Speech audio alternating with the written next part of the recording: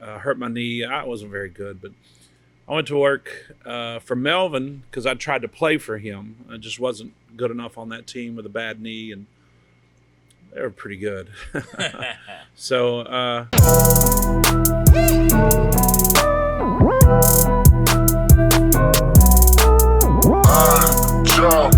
what happened to me to get into coaching, we used to sneak into the YMCA in El Reno. They had a YMCA out there. And one of us would pay $2 to get in, and then we'd sneak in and let everybody in. Well, I got caught. Oh, my goodness. Yeah. And the lady that worked there said, I'll give you a free membership if you'll coach a team, a little league team. That's a deal. Yeah. And so I thought, well, I'm gonna, me and another buddy, we both got caught sneaking in, and we were in trouble. And so I thought, well, that'll be fun. One night a week, and games are on Saturday mornings. And so I started working with a 6th grade team, and me and my buddy flaked out, and it was just me, and I absolutely fell in love with it. Okay, now when your buddy flaked out, did that pretty much end his membership? Yeah, pretty much. He was done. Yeah. So, but I went to work with those kids, and I just fell in love with it. And then I went back to my junior college coach, Melvin Imitachi, and I talked to him about coaching. And the statement that he said to me was, first of all, you're crazy.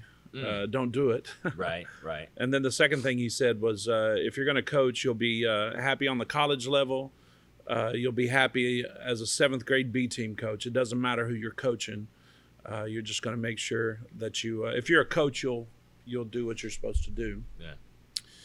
I probably didn't say that very well. You can edit that out. And I tell you what, at first, I didn't know where you were going with it. And then when you put the icing on the cake, you said, coaching is coaching. That's coaching the is message coaching. I got from all that. Yeah, Melvin Imitachi was pretty instrumental in me becoming a coach. I went back to him and I said, Coach, I want to coach. And that's what he said to me, and he said, help around here and see what's going on. Well, I worked there for a year with him, sweeping floors, washing clothes, paying just dues. driving the van, doing whatever I needed to do. And then when I graduated from Redlands Community College, I was going to OU. And it's kind of a funny story. He said, I told him I was going to the University of Oklahoma the next day and to enroll and everything. And Melvin Imitachi said, I'm going to call Billy Tubbs tomorrow, and I want you to go in there and see him. And so he told me he was calling Coach Tubbs. So I went down to the University of Oklahoma the next day, was doing some enrollment stuff, and I went over to the Lloyd Noble Arena. Yes, sir.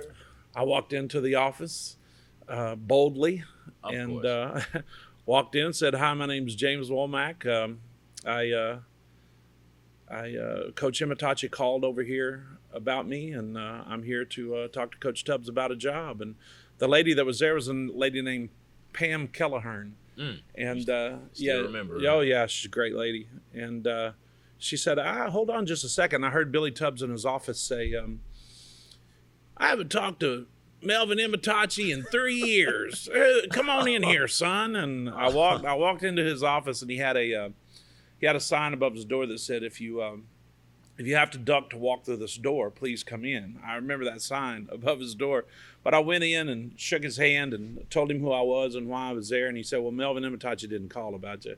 So Coach had dropped the ball kind of on that. But he sent me back to one of the assistants and told me to talk to them. And I went back, and the rest of that is history. Went to work for Billy Tubbs, and I could tell you Billy Tubbs stories till the cows come home. Man. And then at the end of that year, Billy Tubbs left, and Kelvin Sampson came. Yes, sir. And that is when things really changed, because Kelvin Sampson was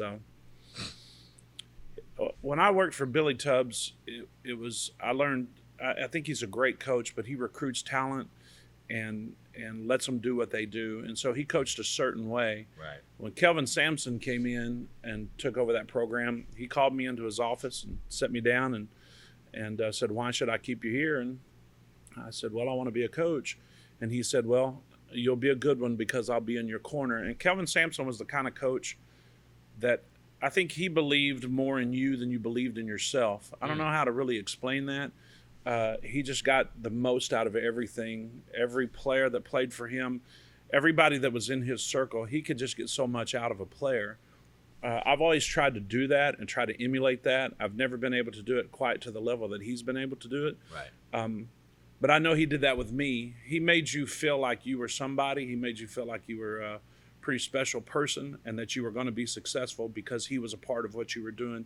Right. And so that was really influential on me. I went to work for him for a year. Boy, practices were quite a bit different than what they were with Coach Tubbs. True. Very intense, defensive type things, toughness, intensity. All of those things were kind of a part of that. So when I went at the end of there, I almost went to work for University of Arkansas Little Rock. I had a job there because that's pretty low level there at the University of Oklahoma. When I graduated OU, Coach Sampson was helping me move around, and Wimp Sanderson was at the University of Arkansas Little Rock. I don't know if you know who he is. He is used to be the longtime head coach of the University of Alabama, and he was at Arkansas Little Rock. Definitely before my time. Yeah, he was a guy that wore the plaid jackets and everything. He was quite a guy. Fashionable. But I was going to go to work there, and he had promised the job to a former player. It's kind of a long story, but the other player ended up finding out that I was going to take the job. He was kind of waffling on the job. Once he found out that I was interested in the job, he took the job. And so... Dang it. Yeah, well, it was all right. I think it worked out really good for me because I think the good Lord puts you where he wants you, you know? True. And so I think that was one of those things that had it gone the other way, I don't know where I would be today. I like where I'm at now. And to get back to your original question, how do you be a head coach and then an assistant coach and you change and all that stuff? I think that it was those kinds of situations that kind of shaped who I am. I knew it was about the game and not just about some position that I held, and that's what it's always been for me. I went from there. Buzz Williams, yes, the head coach of Virginia Tech. For sure. I was going to go to work for him when he was an assistant coach at University of Texas at Arlington. There you go. And a series of events led away from that, and I didn't go there. I ended up going to Texas, but as a high school basketball coach. Worked for down in Ferris, Texas, went to the state tournament with that team as an assistant. And then Coach Sampson called me and said, there's a kid at Sapulpa and there's a coach there that's wanting an assistant coach. I've given him your name. Here's the phone number. And that was a guy named Tom Willock. And so Tom Willock had a player that was graduating that was from Serbia. And I got him a scholarship at Redlands Community College with Coach Imitachi. And he had to live with my parents, that kid did. Milos Cholich was his name. Yeah, he moved in with my parents and went to school. How did you work? I'm guessing you orchestrated that. Yeah, I did. Well, my parents are, my dad's a pastor, or was. He passed away recently, but. Respect. Yeah, thank you. And so Milos was a kid that had played at Sapulpa. He had come over from Serbia on a foreign exchange program. Big, tall kid, could play. So when I was interviewing at the job, and Coach, like I say, Coach Sampson had given this coach my name, so I wouldn't say that I was a shoo-in for the job. True but that. You still had to go work a little bit to sure. Well, close when Coach Sampson calls somebody for you, and he doesn't do that for very many people, but he's always been willing to do that for me, and I've always appreciated that very much. The Sampson family's been pretty instrumental in who I am. Their entire family is just great people. And but anyway, I talked to Coach Imitachi about Milos and took him for a workout, and that all worked out. And then I went to work there at Sapulpa. We went to 3 state tournaments in a row there as an assistant coach. And then everywhere I'd been, I thought that I was going to be successful because everywhere I'd been successful, in coaching and stuff. And so anyway, I took a job at Sperry, America. Yeah, Sperry, Oklahoma. I'm familiar. As being a Tulsa boy, you naming 2 towns that are on the outskirts. Oh my gosh! Yeah. Well, Sperry is an interesting place. I probably went in there. Great group of kids. I enjoyed the kids there. But I think when you take your first head coaching job, I think a lot of coaches, when you first experience that first head coaching job, I think you listen to a lot of people that you shouldn't listen to, and you don't listen to a lot of people that you should listen to. And I think I got kind of in a situation there that I didn't like. They were, I'm way off target of Hey, what man, you asked me. listen. It's all good. Don't you worry about that. All You know what I mean? I love a conversation. Wherever Well, you I'm take getting me, back that's to where we're where going. I'm getting back to where we're going here, but But whatever you about to say, I'm interested. yeah. Well, what happened to me there in Sperry, we weren't very successful. Mm-hmm. We didn't have just a whole lot of talent. I was still trying to find out what the heck I was doing as a basketball coach, trying to figure out. Was this year one? This was I was there 3 years. 3 years. No, Okay. this was not my first year. This was my first year as a head coach. I got you. Okay. And actually, I went out there with a good friend of mine, Melissa Ritchie, who played at OU. She's like my sister. Mm-hmm.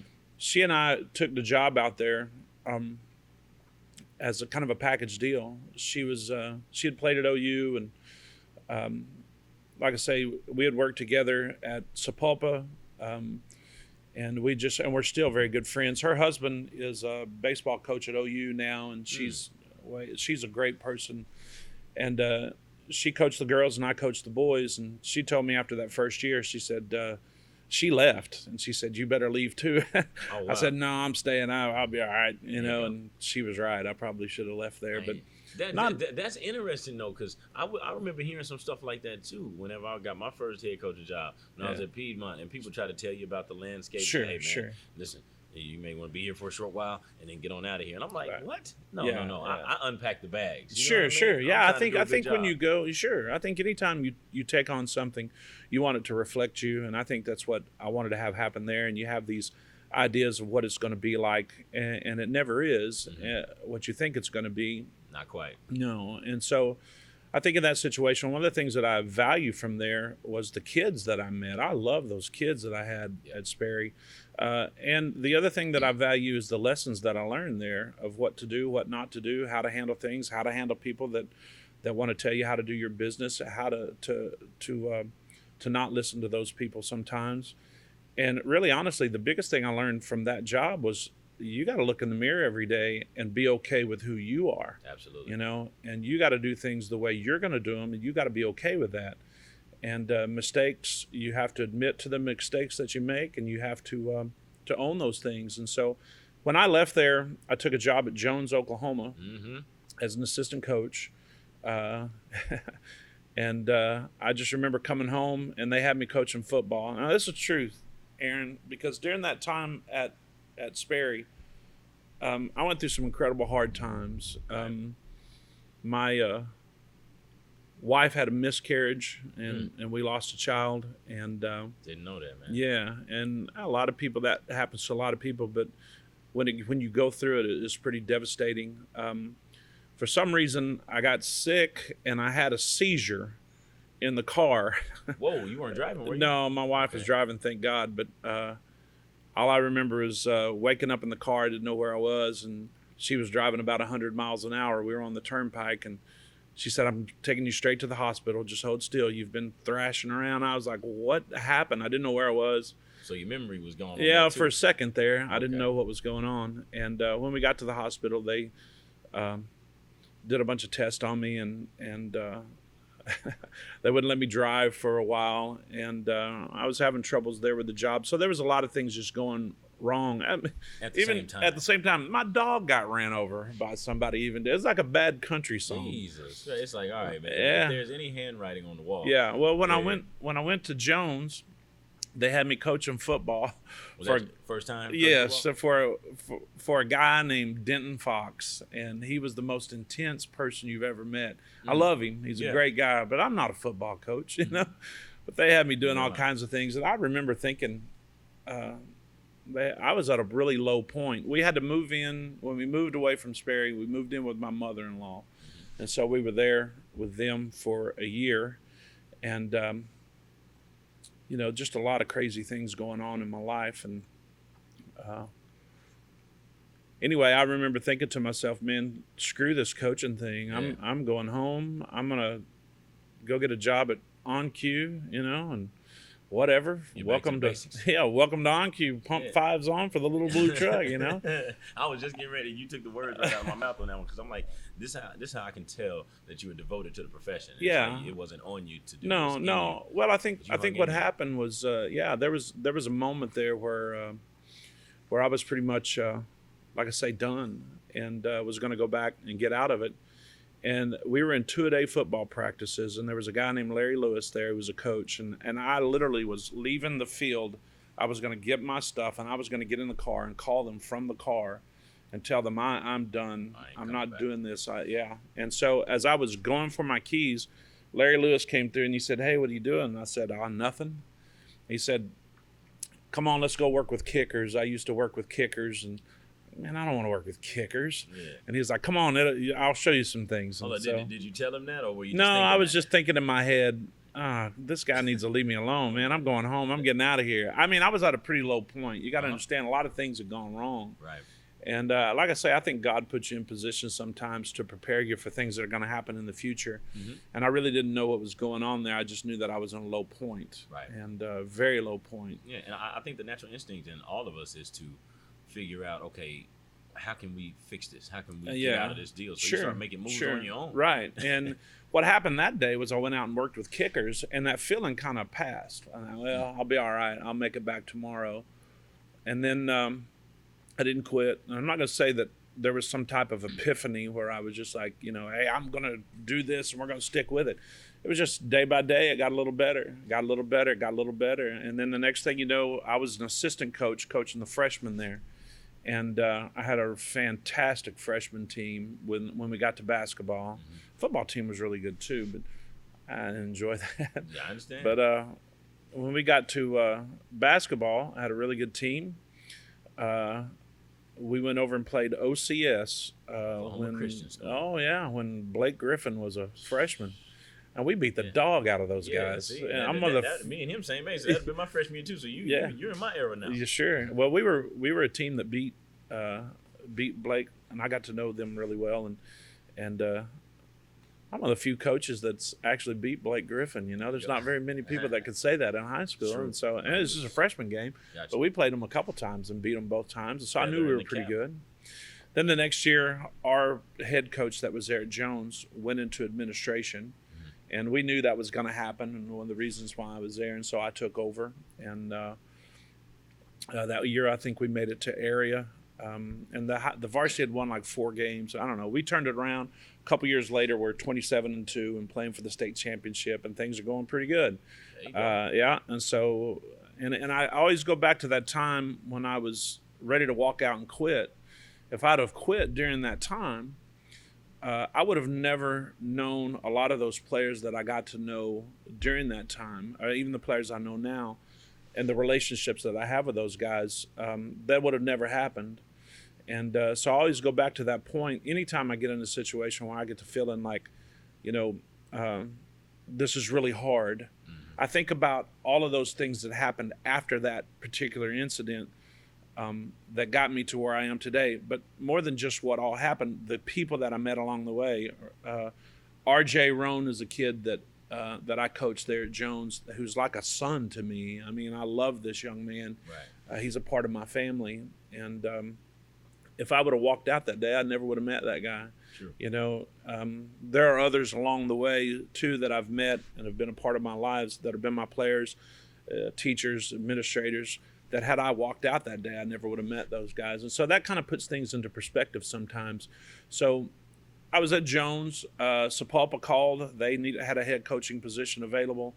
The superintendent there, assistant superintendent there, Tom Trigolay, is a good friend of mine. And the athletic director who was there, Onus Pankey, they called me, offered me a job, and I went back to Sapulpa and did some really good things there, got it turned around. I think I got it turned back around. I don't know. They were pretty good last year. And, there you go. Yeah, and so one of my former assistants and one of my former players that was there at Sapulpa when I was there before, Ricky Bruner. Jr. Oh, yeah. He's a good dude, man. He's a great dude. Yeah. Damn good coach, too. He really is, and has a great family and just really good people. I'm really proud of him. I remember when I first went to Sapulpa as an assistant coach, he was going into his sophomore year, and I called him. The head coach there wanted me to call these guys, and I called him and had a great conversation with him. He seemed very mature and intelligent as a sophomore, had his His head on straight. head on straight from the time he was just a little kid, from a sophomore. That's when I first met him, and he's been impressive. He's a fantastic young man. I'm really proud of who he's become. And so anyway, I went back to Sapulpa, was there for a few years, enjoyed it, loved Sapulpa, loved the community there, really enjoyed it there. Loved the players that I coach. And then my dad got real sick. And, we had a new superintendent there at Sapulpa who was less than desirable. Fair enough. Fair enough. I don't even know how to say that. Hey, but that's a fair point. I don't know the man, but I've had some dealings with some people that I'm like, he's not my favorite. Yeah, it's just it's part of the business, though, right? Yeah, it is. And I was dealing with some issues with my dad and his health, and I told our athletic director, I said, "Listen, Ben, this was about Christmas time. I said, my dad's in very poor health. I was having to drive down to be with him in the hospital, and down in Duncan. Okay. It was about a 3-hour trip down and then a 3-hour trip back. So I would go to practice, leave, go stay the night in the hospital, drive all the way back the next day to have practice. That's bringing you down. Yeah. And I told our athletic director, I said, listen, I don't think I can do this anymore. I'm, dealing with this superintendent and they didn't make it any. No. And so and he said, man, you're talking crazy.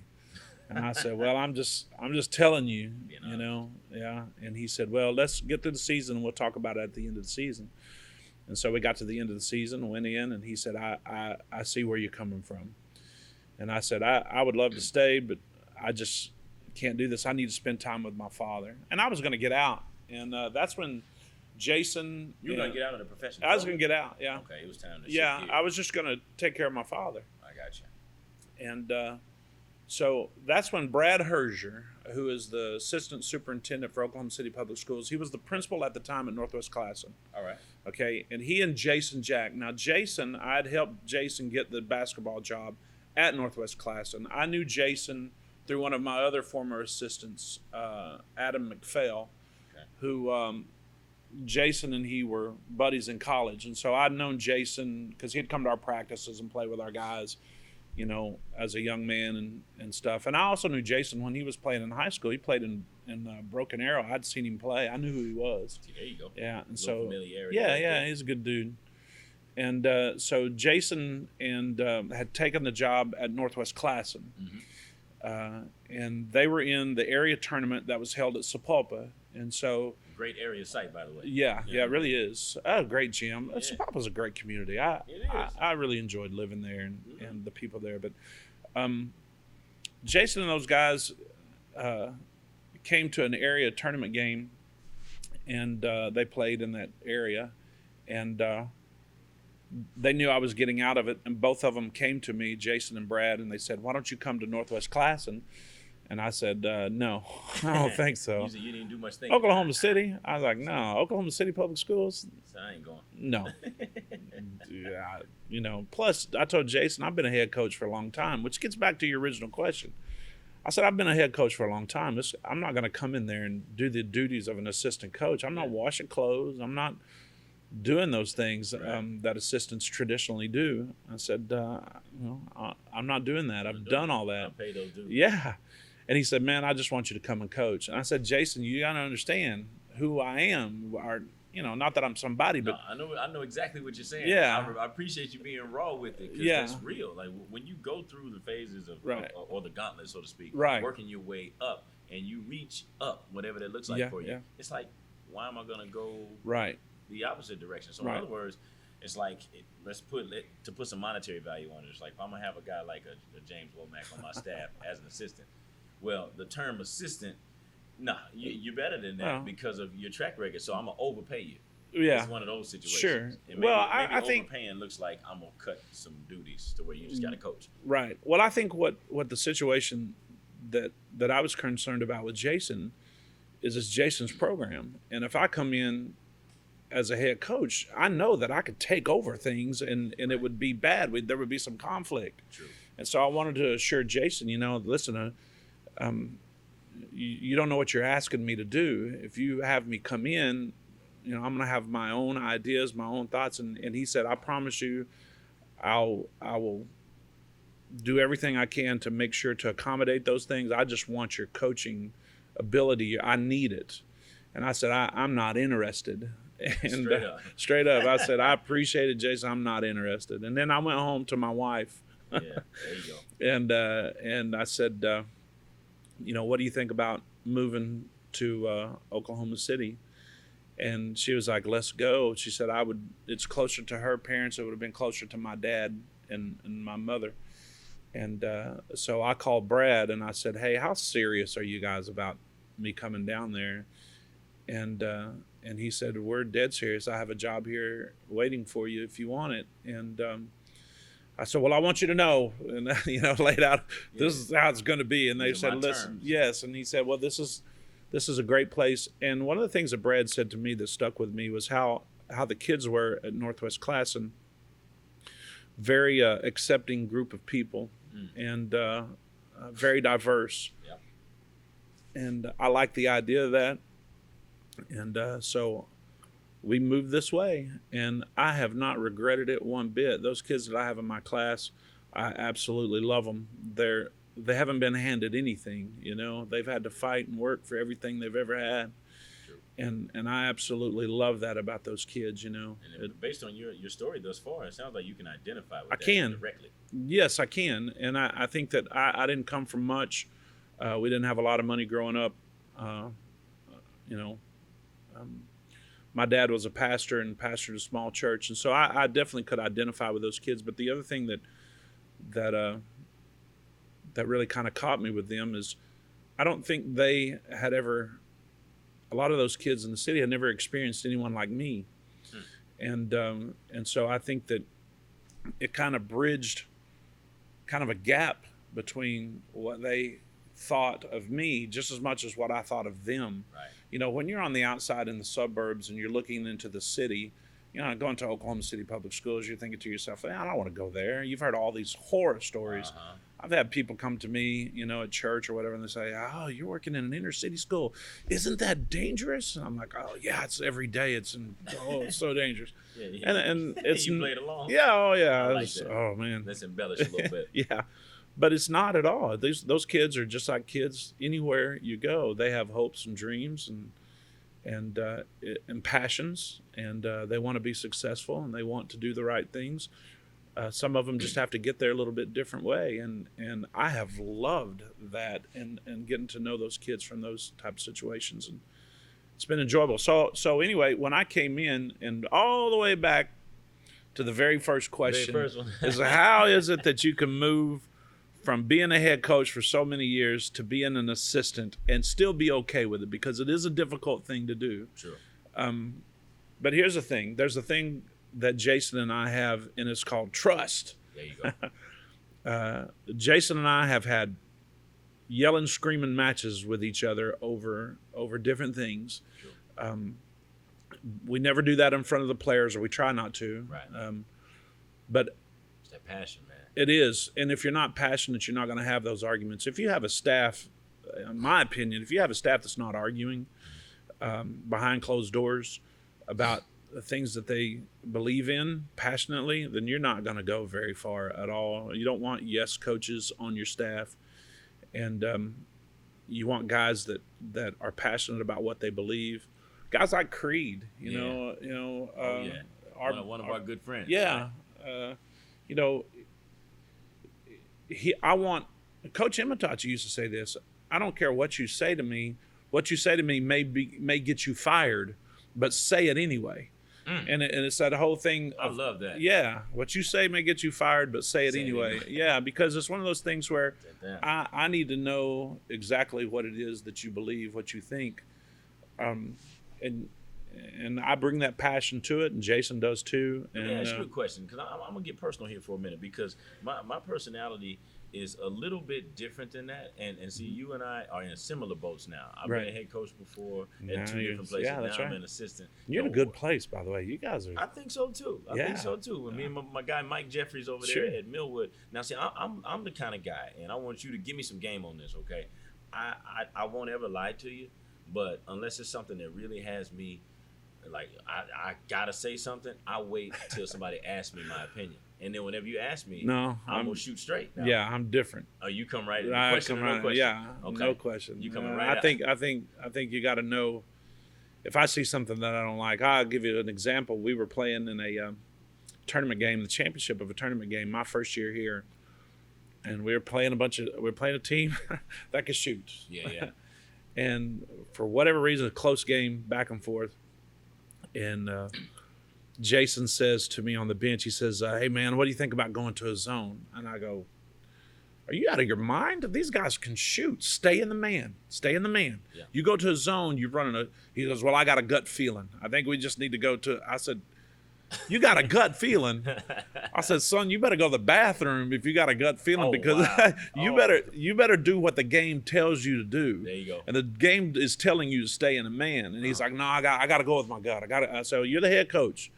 But I'm just telling you need to stay in a man. Mm-hmm. And sure enough, he went to a zone.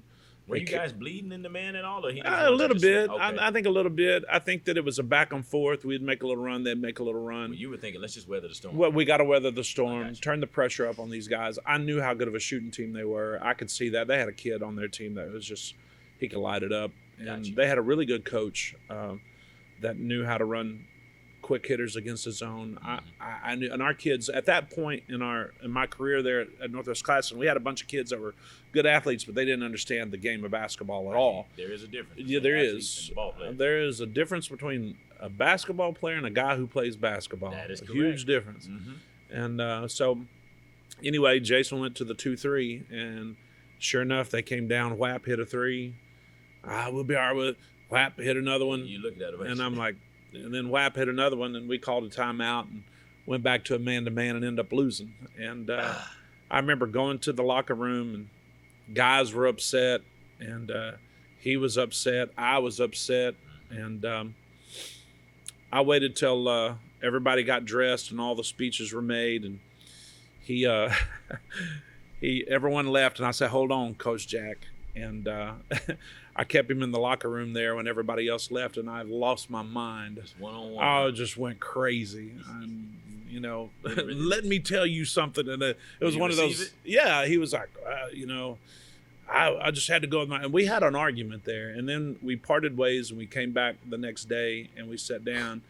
And it's hard for people to admit sometimes when they're wrong, especially men. Yeah. But Jason was like,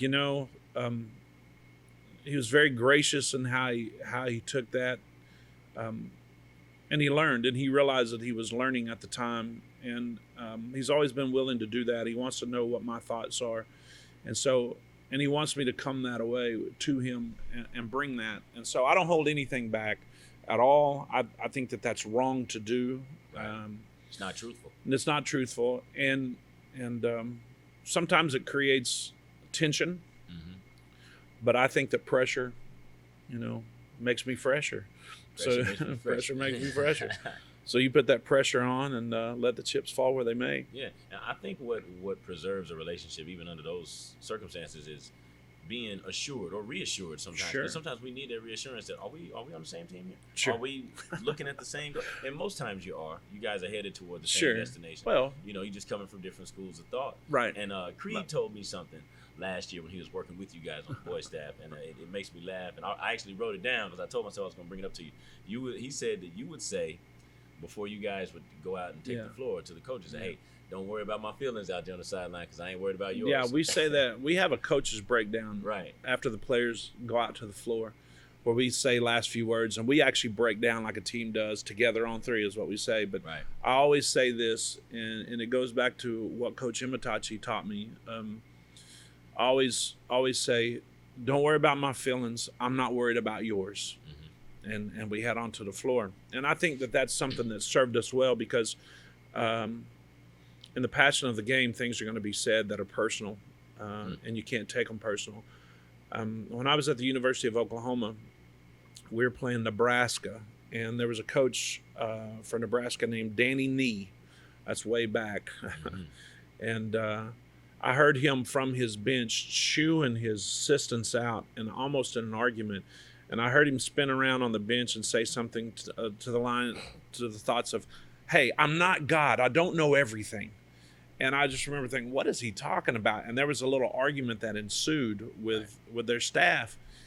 And I thought, man, those guys are pretty passionate about what's going on back there. And so that's always kind of stuck in the back of my mind, that you have to say what it is that you need to say, irregardless of the feelings. And that comes from trust. True. And so Jason has done the same thing with me as well. I mean, there's times where he's been upset with something that's going on, and he'll chew you out, say something to you, you know, and I know that he's doing that, and if he's right, he's right. If he's wrong, I'll argue with him about it. But at the end of the day, we have to say what needs to be said, irregardless of the feelings, you know, and know that we love each other. I love that guy. Yeah. I would do anything for him. Yeah. You know, he gave me an opportunity to stay in coaching. Yeah, and it seems like he had to sort of lean on you to not step away. Yeah, so he sort of saved you from yourself. He did. I think that they did lean on me to come there, and I didn't really want to. But now that it's happened, like I said, I think God puts you in situations sometimes where you end up being exactly where you need to be. Right. And this is where I need to be right now. You know, I think a lot of people would probably look at my career and think that I've failed. You know, that I'm not. Why aren't you still a head coach? You know, I can remember a time, you know, when I was with the University of Oklahoma. People thinking, oh, you know, is he going to stay on the college level? Is he going to continue to chase that career, or what's he going to do? And I remember talking to a guy that worked with the Portland Trailblazers. There you go. A guy named Lunsford, and he told me, don't go to the high school level. Stay on this. Yeah, that's what he told me. So you stay on this level and keep moving up. He said, you can't believe how much money I make. And I was like, I guess tangibly that makes sense. Yeah, and I worked with the junior national Olympic team. Coach Sampson worked that, and so I met a lot of guys, you know, Stephon Marbury, Vince Carter, you know, all those guys. So, you know, I was and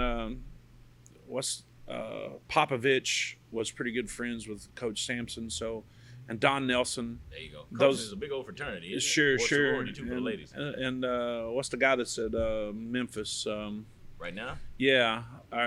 Penny Hardaway. University of Memphis or the Grizzlies? University of Memphis. University of Memphis. Or no, Kentucky. Kentucky. Oh, Calipari? Calipari, yeah. He would come around from time to time. So used to hang out in some of those circles. There you go. And and so and now I'm at Northwest Classen as an assistant in Oklahoma City. Man, some people would say that that's a huge.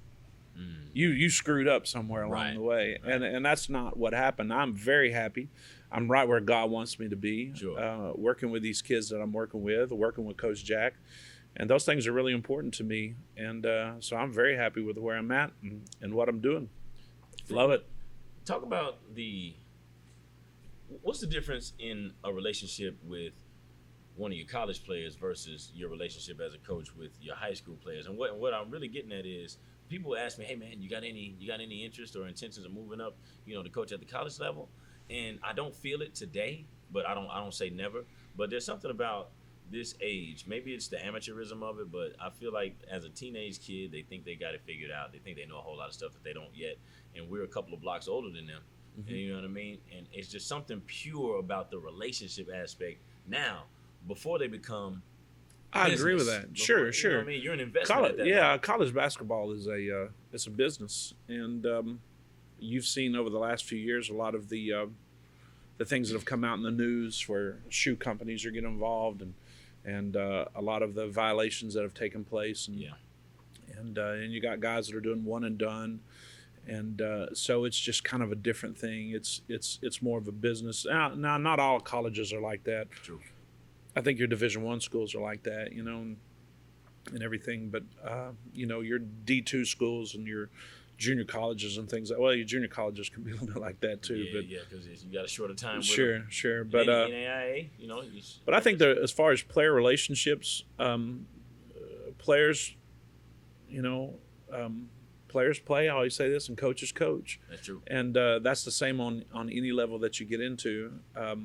So the guys that I knew way back then, you know, they were interested in playing games. I do recall one time I was there was a kid that played for the University of Oklahoma named Pete Lewis. Great guy. And one day we came back from a game and we hadn't played very well, and he wanted to get in the gym and get some shots up.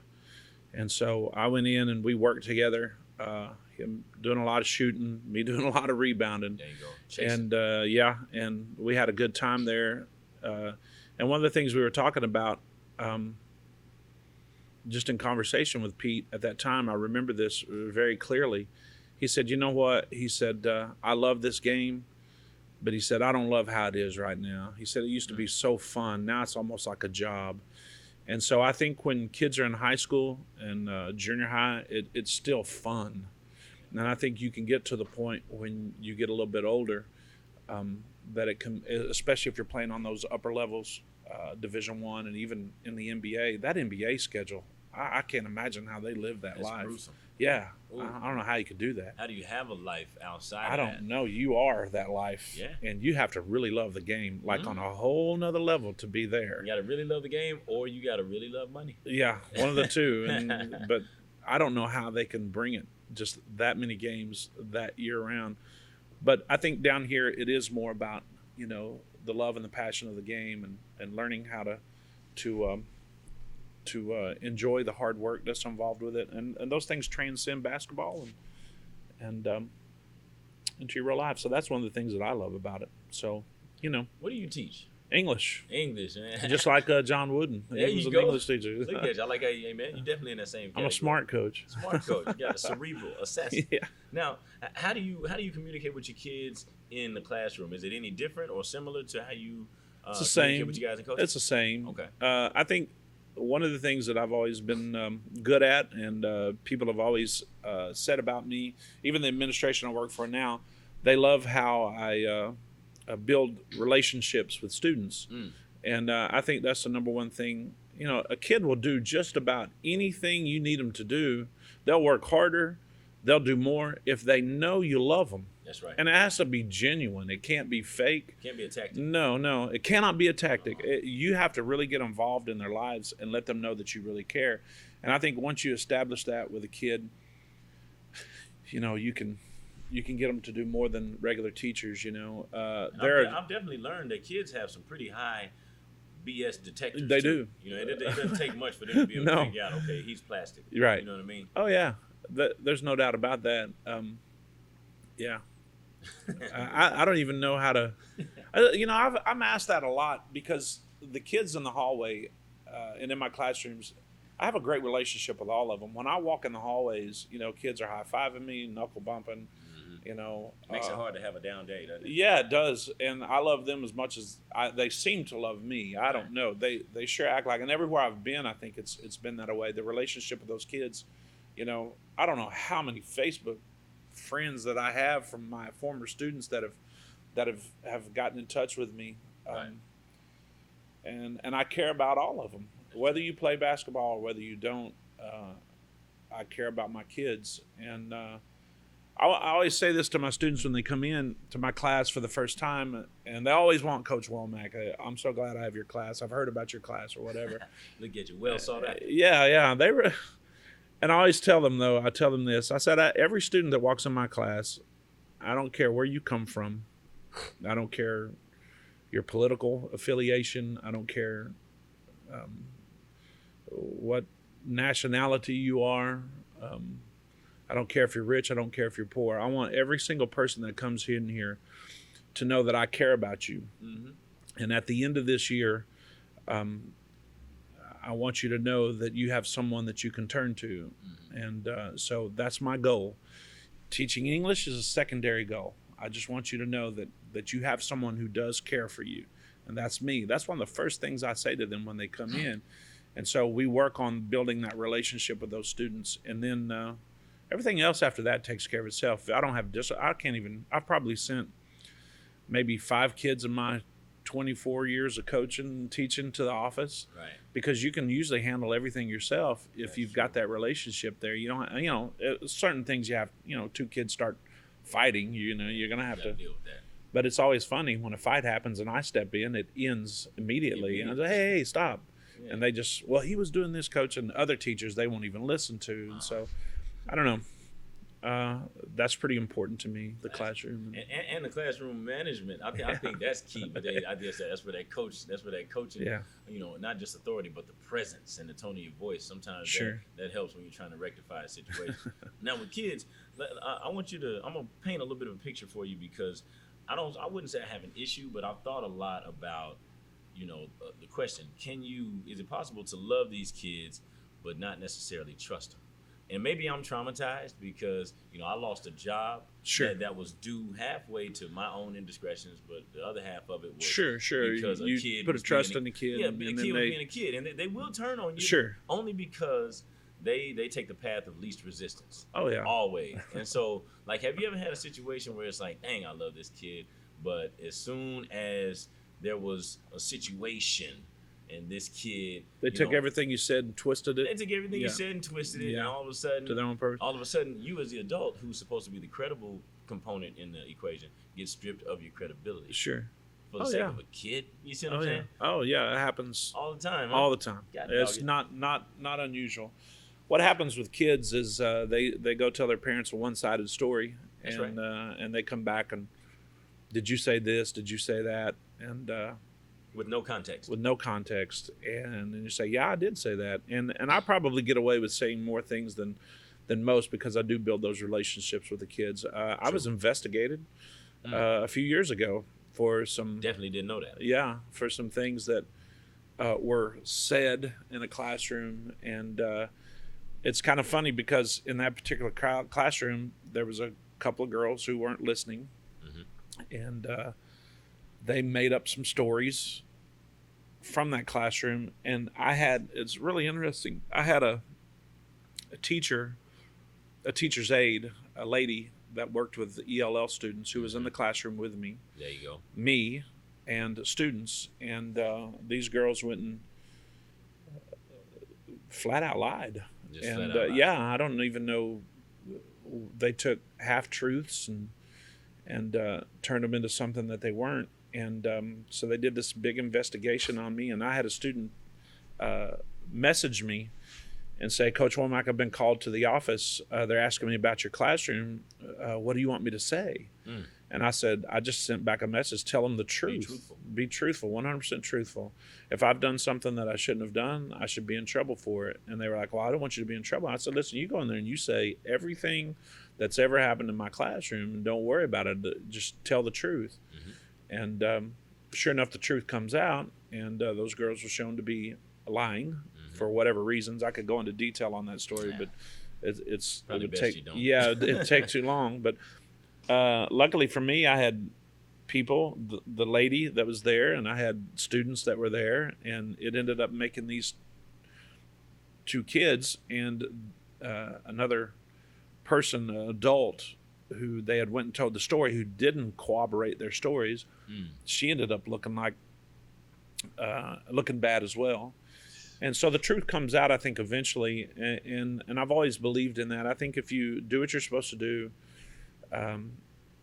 it'll all work out, Truth has the advantage in most cases. It does. And if you do make mistakes, if you do something you shouldn't do, you got to fess up to those things and move on. And so, but I've always felt that way, that if you're doing what you're supposed to do, God will take care of you. And I talk about that with our basketball team, the basketball gods. I talk about that all the time. Yeah, man, you just hit me with some of those gems a little while ago. Sure. If you do what you're supposed to do, the basketball gods will take care of you, That's right. And, we tell our players that all the time. If you do things right, things will work out. And so that's the way it always has been in my career, so. Back to the court, though, and speaking of that, I got something sort of along those lines. My ears are changing the older I'm getting, because and where I'm coming from with that is I watched you guys make your state semifinal run last year. Right. Got the semis, lost to Dale City, wasn't it? Yeah. And you hear maybe a casual fan or an average fan who has never been in this business as a coach, they'll say something like, man, y'all should have won it all last year. Yeah. And maybe y'all feel like that because as competitors we do. Yeah. But on the other hand, I'm like, man, do you know how many good teams there are out here that are vying for the same prize? Sure. Like, how do you grade, I guess, what a good season is versus a season that's a bust. Would you think that y'all underachieved last year, or did you get about the maximum? I think last year was an example of a group of guys that you could say we overachieved. 2 years ago we were in that state semifinal with Booker T. Washington, had a really good team and lost a really close game to those guys, and had a really good team. And so the next year we were supposed to be a little bit down, and not only that, arguably our best player we had to dismiss from the team. I remember that. Yeah, and so he could play, man. Yes, he could. And matter of fact, he got a scholarship without even playing his senior year to play college basketball. So I wish him the best, man. Keep it going. Yeah, well. Another conversation for another day. Another conversation for another day. I don't think he's playing anymore. But the thing about that is we had to dismiss him, and a lot of people thought, well, that's the end of them, And so I knew that we had the makings of a really good team. We had some really good character kids, and we had kids that were just gritty and would work hard. And I actually thought that we would go further with this team than just the Final Four once we got going, because I knew those guys played really well together. They shared the basketball. They loved each other. They were friends on and off the court. That's important. Oh, man, it's huge. And nobody really cared who got the credit. It was just, make the extra pass, play good, tough defense. And so I felt like we had a chance to get to the state championship game. Now, I don't think anybody – Tulsa Memorial was just so good. Yeah, man, they were low. And people gave them their best shot, and I saw El Reno almost beat them. That was an incredible game. And so – but we felt like when we got to Del City – Lenny Hatchett is just a great coach. Been in the business for a while. Yes, he's been a good friend of mine for a long time. I love that guy. And good, get him on the show. Sure, he should be. He and I, when he was at Mount St. Mary's and I was at Jones, we had some wars against each other, and I saw him turn that program around, and I've seen him do the same thing with Del City. Del City, we've always felt was like a sleeping giant, and when he went over there. I just knew that was going to turn around. Has Del City always been 5A, or were they 6A? Yeah, they've been 5A for a long time. Okay. I don't think they've ever been 6A that I know of. But Lenny is a good coach and does a great job. But when we got into that game with Del City, we've got a 9-point lead going down. I think there was like 4 minutes left, something like that, 5 minutes left. And I'm thinking, okay, we got to last here, and we'll be in the state championship game. And Lenny did something that, if you'd have told me this would have worked before that game, I'd have told you were crazy. Out of your mind. Yeah, he went to a full court press. Ooh. And y'all's personnel was very similar. Yeah, yes, and we can't be there's no way you're going to press us last year and not get beat. We're going to beat you if you press us. We had that attitude, we had that ability, we had those kind of skills. Definitely. And he rolled the dice. And we had some kids. I don't know if they were tired. I don't know I don't know what happened, but we started turning the ball over. And before we could stop the bleeding, we ran out of time. And so we ended up losing by 4. Lenny did a great job. Those kids just played their hearts out, both sides. But I always felt like, as a matter of fact, when we went to the locker room after that game, I told our players the thing that bothered me most is that I remember losing to Booker T in that semifinal game the year before, and I had to wait 365 days to get to this game. The same game, and to lose it. And now I've got to wait a whole another 365 days to get to it again. Right. And it's just like it's like you start all over, and every season is different. And then in the off season, we get the news that 6A. Oklahoma City is restructuring their schools, and we're going to bounce up to 6A. We didn't think we were, and then Northwest Classen is a good school, and so a lot of people want to go there now. And Oklahoma City, our administration just does a fantastic job, and so the floodgates opened up, and it's like, we're bouncing to 6A. And so I think there for about 5 minutes we were all this would have been our chance to get to the state championship. 5A is in a situation where we would be one of the top teams for sure. Memorial graduated all those guys. So we were right there in the mix with everybody and returning a lot of guys and a good solid team. But so I think we were a little bit upset about that. But now that, it is what it is. And our kids have embraced that. You're in the 6A is loaded. Yes. I mean, just loaded. There are always a few good teams that don't quite get to go dancing. Right. It's so good.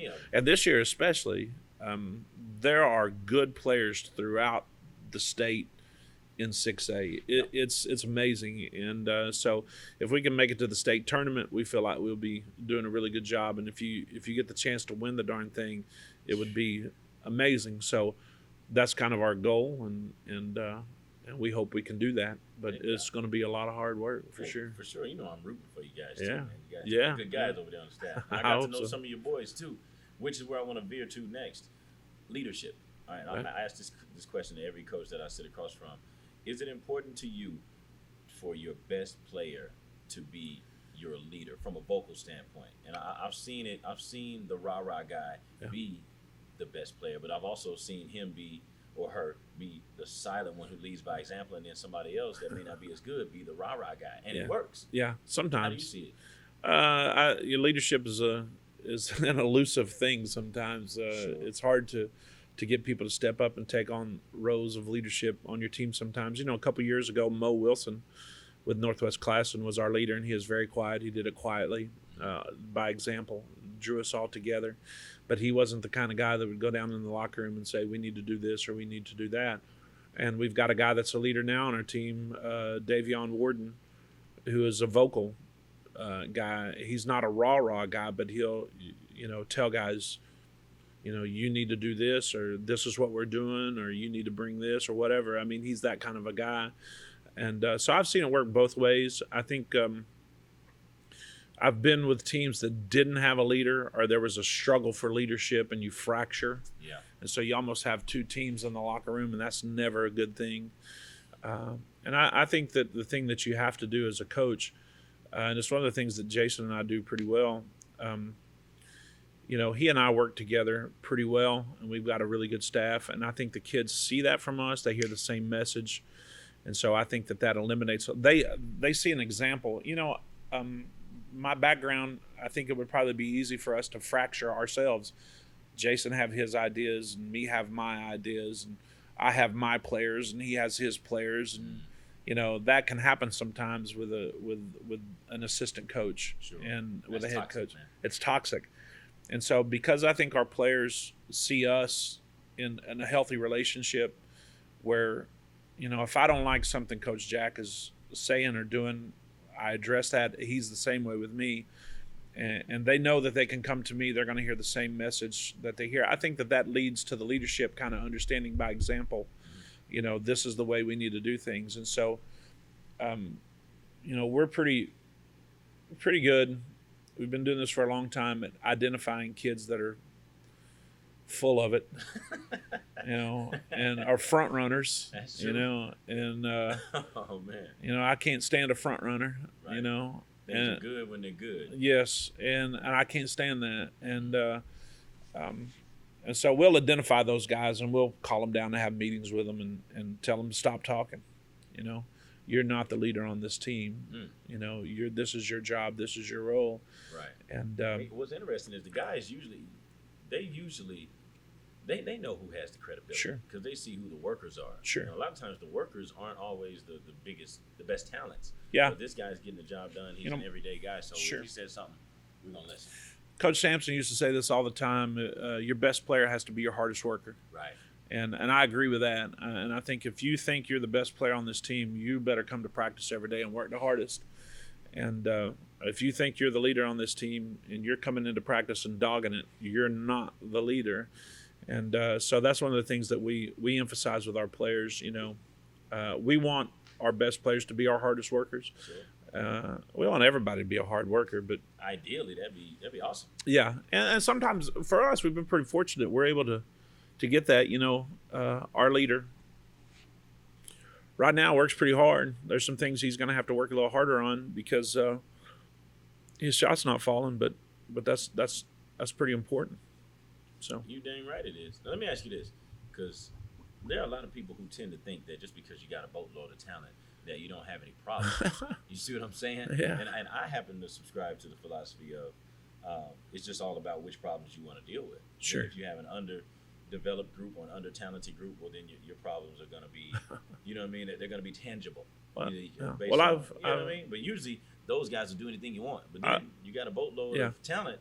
They got their own agendas a lot of times. Like, they do. I've coached both. I've coached teams that weren't very good, right, and that worked really hard, did everything you asked them to do, and you're still not going to win a lot of games. You know, you got to have players to win.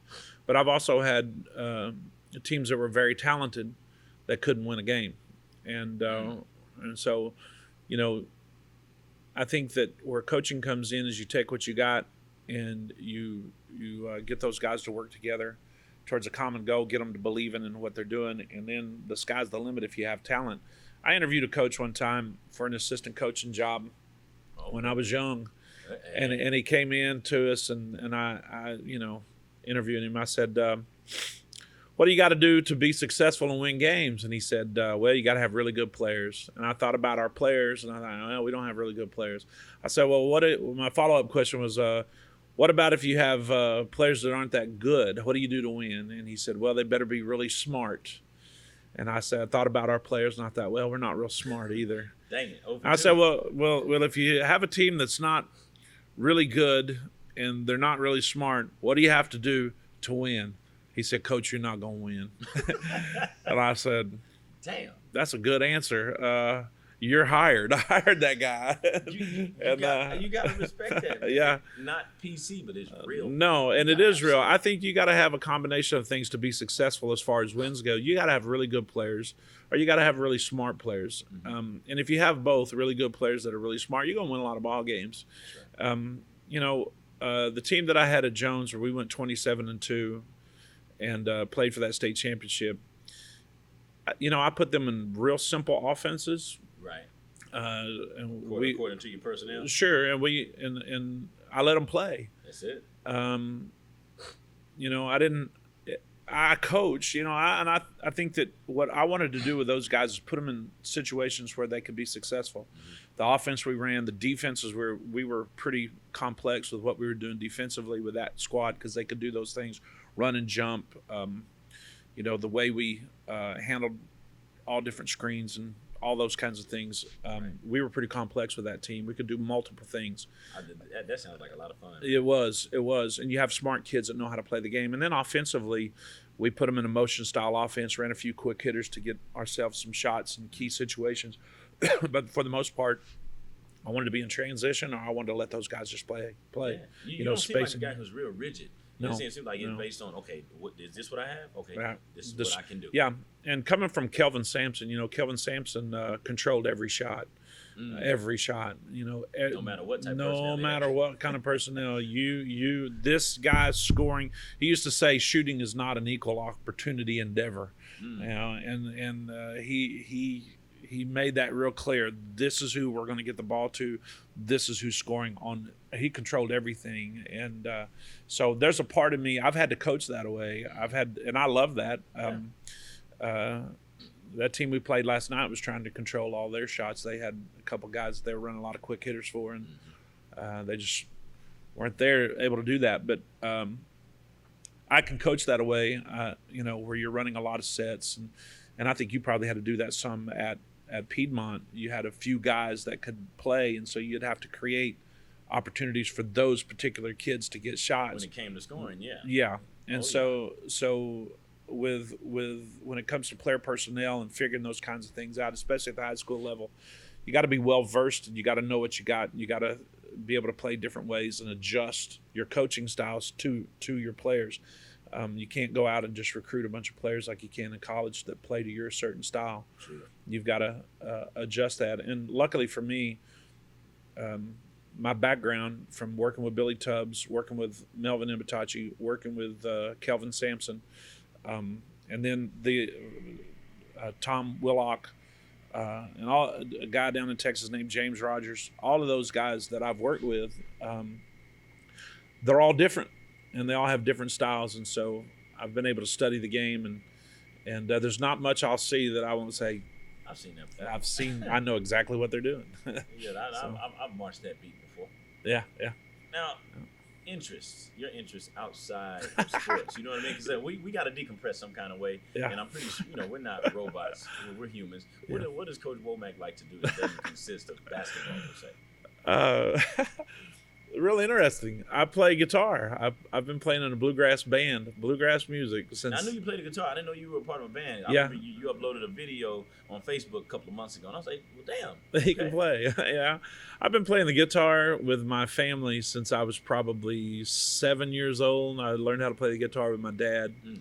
And he taught me a lot about music. And like I say, he was a pastor. So we had a little family band that we would go and do this old funny skit thing when I was a kid. And then as I got older, I got hooked up with a bunch of guys that are really talented musicians.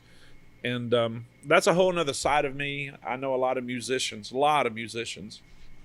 And I've played in bands and played with some really famous people that I'm like, what? How the heck am I here? And so, that's those guys know nothing about basketball. There's one guy, Byron Berline, is a guy he's a famous fiddle player from Guthrie, Oklahoma, and he's been in movies and is friends with Arnold Schwarzenegger and different things. Yeah, he's written scores for different movies, and he's a really famous musician. True. And I play music with him from time to time, and he comes to games every now and then. And when I was at Jones, he came to a lot of them. And one time he was actually flying out with his band to travel. And before they went to the airport, he came to a game, brought the whole team. We're in the state tournament. He brought the whole band and made them come to the game. And they had to leave at halftime to catch the flight. But that's cool. Yeah, so off the court, that's what I do. I am the music director of my church. Look at you. Yeah. And so I didn't know that. Yeah, you keep surprising me. Yeah. So that part of my life and it's really interesting. You talk about decompressing. There are times when it's just me and my guitar, and I'll spend some time with that, and it is a huge stress reliever. Right. And it takes you to a different place, and I love it that those guys don't really know much about the coaching. It's completely separate. It's almost a different life. And I've had the opportunity to go get on a bus and travel all over the country and play music. Yeah. And it's completely different than what I do in the basketball gym. So that's what I do. You're multifaceted. Yeah. You got Bruce Wayne and you got Batman. I guess. I don't know. Maybe I don't know. I don't know what's wrong with me. Schizophrenic or something. I don't know. No. I like that because it's like the more things you can do, the more people you can touch. Sure. And I firmly believe that. It's really interesting if you ever, you can group my friends, you have social media friends, and you can group them into categories. I have a whole bunch of musician friends. I have a whole bunch of basketball friends. I have a whole bunch of church friends. And it's like 3 separate little groups that kind of, and it's real interesting to see those different groups kind of interact. My students are another group, former students and teachers and things of that nature. So, yeah, I'm a crazy dude. Crazy dude. He's everywhere. Everywhere. Now, I got to go back. We're going back to the gym. Okay. Right? Yeah, I had to put my little coaching jacket back on. I think we both would say we came from an era where, you did what you were told as a kid. Sure. You know what I mean? No matter if you were out in the street somewhere, an adult that you didn't know gave you some instructions. Right, you did what you were told. Same thing in the classroom. Same thing in the gym. But nowadays, it's different. It's different, and I'm not here to say that it's worse. It may even be better for all I know. Yeah. But kids want to know why. Sure. Why they're doing what they're doing. Why are you telling them to do what you're telling them to do? And that may not be all the way wrong, but I do think that there's got to be a line between them just being curious and not wanting to be robots, but then getting a little bit disrespectful. Yeah, so that's how do you know when to tell them, okay, this is why I'm coaching you and telling you to do this, and when to say, hey, listen, because I said so? Yeah, I don't. I don't know. I've not changed my coaching style very much. I get on kids pretty hard, and Do you explain anything, or you say a lot of times I do. I think what happens with me is I'm pretty detail oriented when it comes to coaching. I want kids to understand where their feet are, why they're closing out a certain way, how to get through on screens, all of those things. I'm real detail oriented when it comes to the game of basketball, because I think kids need to understand why they're doing what they're doing. True. So usually, a lot of coaches will teach sets, or they'll teach you to move wherever, and the kid doesn't really understand what they're doing. So there's a part of me that gets to the why before they even know to ask the question why. Does that make sense? It does. And so, the reason we're doing this is because of this. I was working with the JV team yesterday, and we were talking about the 2-3 zone, and we trap out of it. And I was telling them, this is why we're doing this. And I had the board, and I'm big on drawing on the board when I'm coaching so kids can see what's going on. Gotcha. And then if they're not doing, I'll call another timeout and burn another timeout in the JV game, because I want them to learn exactly why we're doing what we're doing. Right. And so a lot of times the kids, with me personally, I try to get to the why before they can even ask the question why, because I want them to know up front, sure, this is what we're doing. And you're not doing this because I'm telling you to as the coach. You're doing this because this is what it requires of you to be a basketball player, I say that a lot in practice. I say, don't do anything because a coach is telling you to do something. Do it because it's the right thing to do. Yeah. If you're on the backside, on the weak side, and you've got your feet turned down to the ball, and you can't see what's going on behind you because your feet are in the wrong place, you're putting yourself in a bad position to where you're going to hurt your team. So I need you to understand, you need to turn your feet up the court when you're on the weak side, so you can see what's going on. Now, that's something real simple, that's easy to understand. Just your body positioning, and so I need you to understand why you're doing that, not because I'm telling you to open up. You need to understand why you're doing it. And so, if we handle third man through on an off-ball screen, I want you to understand the reason why you're going third man through is because it's not because I'm telling you this is how we're playing that. Your old coach may have taught you to jam it.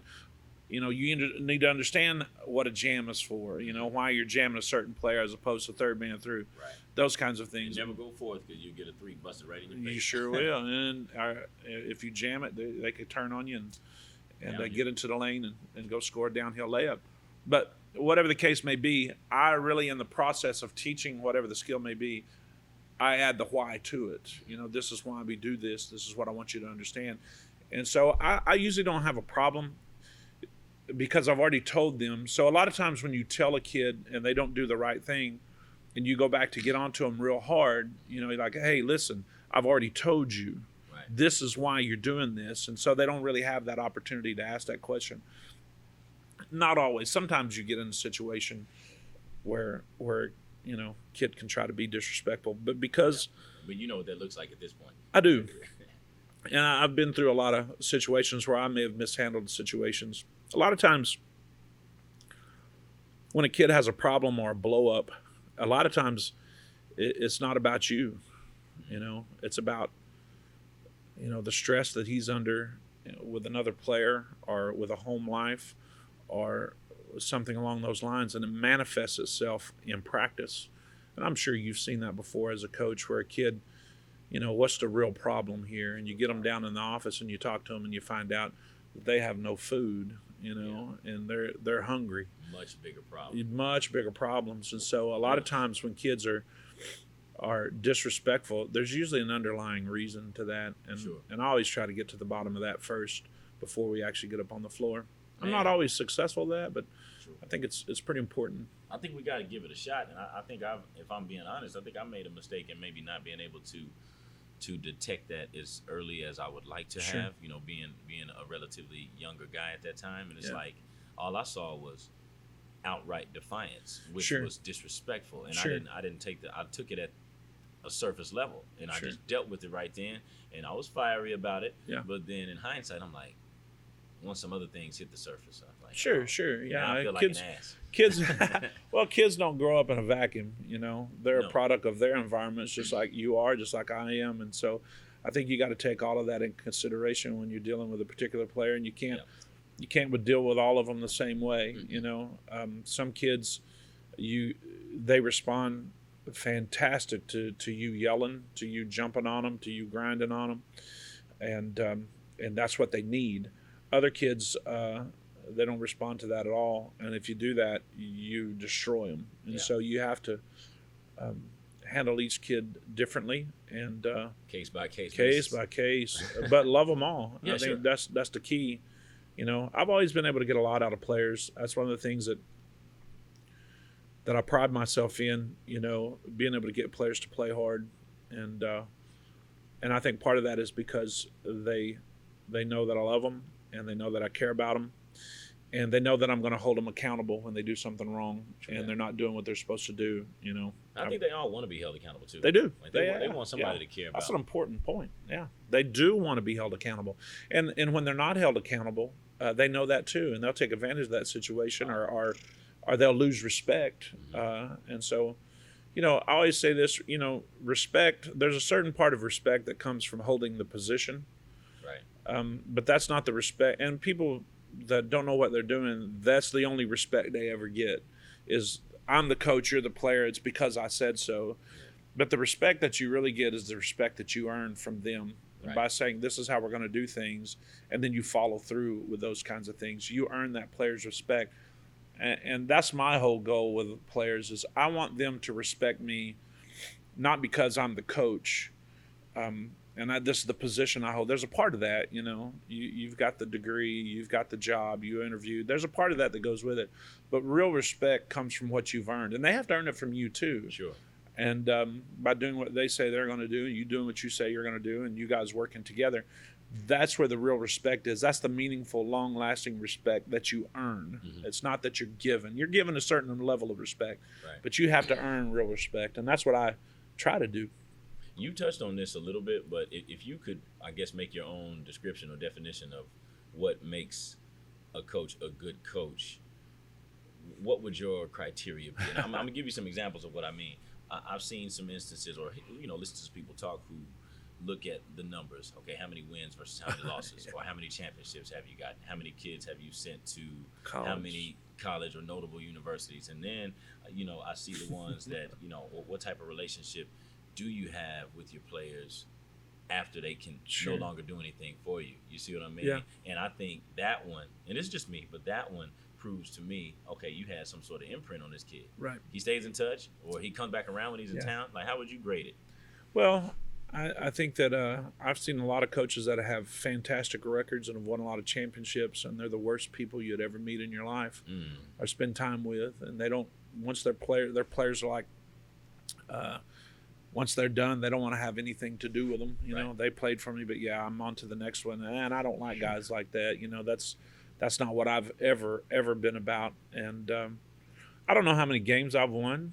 I don't know how many games I've lost. You probably don't care to know. No, I don't. I really don't. I know that I know a lot of coaches that you ask them what their record is, and they could just spit it out like in seconds. Thinking about it too much. Yeah, too much. And so I've never been about that. The wins take care of themselves, so do the losses. How many players have I put in college? I have no clue. A lot, not enough. I don't know. Right. How many all-staters do you have? All these questions are questions that I think guys who have their kind of priorities in the wrong spot, they emphasize those things, and they won't take a job unless they know they're going to win. Right. And for me, I think it's always about the relationship with the kids. It's always about learning a bigger thing through the game of basketball. Aaron, basketball has given me everything that I have. Yeah. This has been the vehicle that God has allowed me to use to have a car, to have a house, a wife, children. Right. It's taken me to Hawaii. Did not know that. But okay. Yeah. When I was Hawaii, when I was at the University of Oklahoma, we went and spent 9 days in Hawaii, and man, that place was incredible. Now, the first 3 days we were there, I thought it was a lie what they said about a beach, because Coach Sampson had us at the gym the whole time. No, we ain't going to no beach. It's a business Exactly. trip. Exactly. And How about that? Yeah, but it's taken me all over the world. It's introduced me to some of the greatest people I've ever met. It's given me, I don't think that, and you know this, the guy that works at the bank, he's got a great job, whatever, but he doesn't experience what we experience in the locker room on a daily basis or on the court. And I don't imagine he signs a loan and they're all in there high-fiving. Yeah! Did you see us sign that loan? Oh, that's what I'm talking about. Thanks to this guy right here, he's the coach. Yes. No. That doesn't happen. And through sports, we experience that as players. But in our jobs, a lot of times we don't really experience those great highs and those great lows. And it's hard to have one without the other. They both have their place. Oh, no. And, some of the best times of my life have been those lows in basketball where you're just so passionate about that. So I think as far as being a coach is concerned, I think it's the greatest. Other than, I think, being a minister would probably be a little bit more important than that, a lot more important, because you're dealing with things eternal, Sure. But I think as far as a profession, this is all I've ever wanted to do. And you knew pretty early that you wanted to do this? Yeah, well, when I started coaching those kids at the YMCA, there you go. I knew this is all I want to do. And all my friends have gone into administration. I'm going into administration soon. Right. Yeah. Congrats and so, in advance to you, we'll see. Well, yeah, right. Yeah, right. But it's one of those things where, leaving basketball is something that's a tough thing to even think about, Without getting into my feelings or anything. That's going to be a tough thing to do. So for all of those reasons that you just threw out, man, it's hard to duplicate that. Sure. But I think that's part of being a good coach. I think just loving your kids, those things are really important. So that's what I'm about. Got a few more things to throw at you, and then I'll turn you loose on this Saturday. At this point, all right. I feel like I've rambled on a whole bunch. No, man. I'm telling you, I've enjoyed this conversation immensely, my man. That's good. We've had a good one, in my opinion. Now, you talked about all the reasons that you do it, all the reasons that you still do it, right? At this point, as a competitor, how, maybe validating is not the best word, but how gratifying would it be at this point in your career to win a state championship? Cliche question, I know, but I had to. Well, I've come so close so many times, right. That it's in each one of those situations that I've been in, you're like, I think you value it, and those guys that you see that have those rings, it just almost makes you sick sometimes to see it, because I've been so close. Oh man. And so, yes, I definitely that's what I want. That's why you do it as a competitor.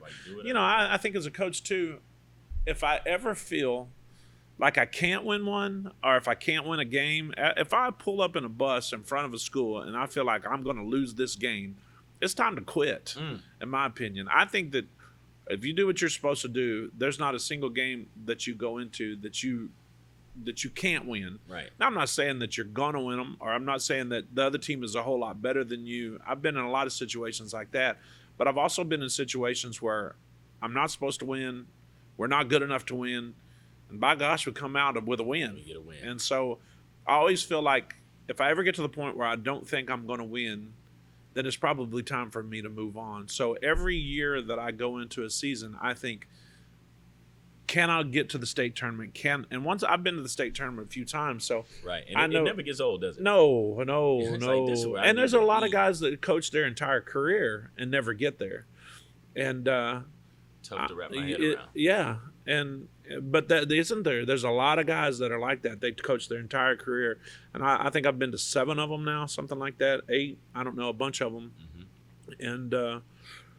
And I always know this: the best team don't always win the state tournament. It's whoever puts the best 3 games together in that weekend, and when they play you in the tournament, and your matchups. Yeah, they everybody's. It's all got to fall into place. Got to have a little luck. You got to have luck. It's all got the ball's got to bounce the right way. An official has to make a certain call at a certain time in the game. Whatever, it either goes with you or against you, or you have a player that does something at a key time. So I've seen all of that, and I've come so close. And in 2006, we played Millwood, where you're at, for the state championship, and we had beat them in the area. And you were at Jones, yeah, and we had beat them in. And I don't know if you know what's my man's name that's coaching over at Norman now. At Norman High? At Norman North. He's an assistant coach. DJ Lemons? DJ was with the DJ at Murray State. Did you? Yes, DJ's sir. a great guy. Yeah, I love DJ. DJ. Dude, man. DJ coached with us. Well, DJ was on that Millwood team that beat it. We beat them in area championship, and then we played them in the state championship. And it's funny to hear DJ talk about that. We ate at the same McDonald's that morning coming from Jones. We stopped and ate right there in Millwood. Right. And I know the McDonald's you're talking about. Yeah, we're on the way to the big house. And DJ talks about that's what did it. He said their coach got on the bus and was like, why are they at our McDonald's eating in our town coming over here? That's right. And he said, we were so fired up to play y'all because y'all ate at our McDonald's. And you beat them the time before. We beat them the time before. So we got in that championship game. And I'm talking, you had two teams that were just going at it. Yeah. And it was officiated, the area tournament was officiated kind of on our favor. It was a really tight game. And then in that championship game, it was a little bit looser. And they were allowed to be a little bit more physical. And they also had a guy named Gerald Jones. You remember him? I do. And he didn't play in the area game. But he played in that state championship game. Difference maker. You had Kid Tremaine Swindell. Those guys were all good. Good Lord. And we gave them a good game, but I would sure like to play it again. I sure would like to play that again. But I think when you see DJ used to come to practice, he coached with us here at Northwest Classen. And that was 2 years ago, wasn't it? Yeah, a couple years ago. He would before Creed got right, right. He would come to practice or come to a game, and he would wear that ring. And oh my gosh, boy, getting your bacon sizzling. I will break your finger off, and he would, put up. Hey, what's going on, Coach Womack? You gotta have that ring sticking up there. I gotta have the hardware all in your face. He took it off and let me wear it one day, and I said, "This is where it belongs, is on this finger, not on that one." And they were the better team, really, honestly. Now, I should have said that. That'll probably go out there, and some of my players will see that. We were the better team. Let me rephrase that. They got lucky. Yeah, in hindsight, you could say it, but right then, you didn't say that. They were loaded. They were loaded. I felt very fortunate to beat them in the area championship game. Sure. And then that set us up. We made a little run through the first two rounds of the state tournament. We actually played that first round, got down by 18 in the first half to a really good, what's that team out of Tulsa?